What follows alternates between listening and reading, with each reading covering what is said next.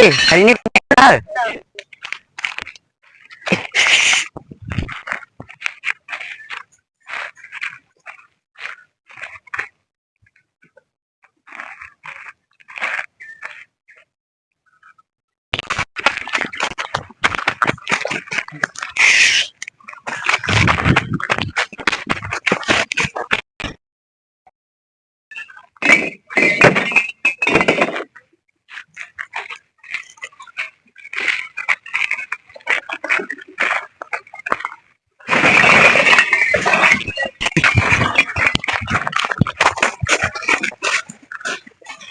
Oi, bukannya tu pakcik ni tak pergi pinggang ke? Macam mana boleh angkat berat?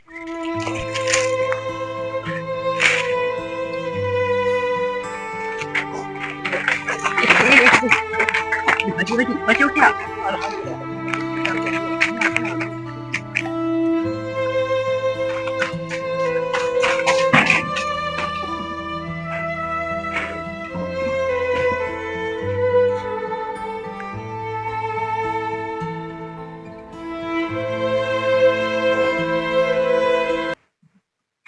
Nak buat apa datang kemari? Nak berubat ke?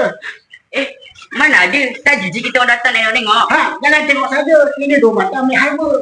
Harbor moden dan semua masalah dalaman dan luaran. Semua masalah pakcik. Termasuk hati yang kena tinggal ke pakcik? Hati sebab cinta. Kena harbor ni. Mana tahu kolesterol kawan-kawan awak ni boleh hilang.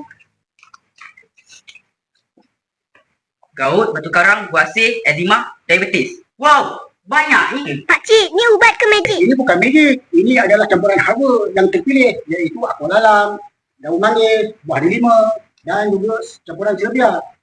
Oh, dia letih lah macam aku. Aku dah masuk seminggu dah ni pinggang sakit. Lepas tu tengah aku dah buang. Ada tak apa benda yang herba yang boleh aku nak ni? Nak cuba minum ubat yang itu tadi. Bismillah.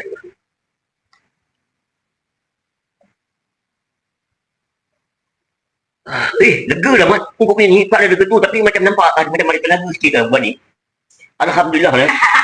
Pakcik, dia kata apa? Pahit ke manis? Rasa dia ni manis sikit. Pasal dia ada stadia. Kalau pahit itulah ubat. Mestilah manis. Pakcik, kalau minum air ni, berapa lama boleh nampak kesan? Biasanya orang makan ni seotak ke 2 kotak nampak dengan kebersihannya. Itu pun dengan izin Allah SWT. Tapi yang selalunya, Alhamdulillah, semuanya berjaya dengan izin Allah.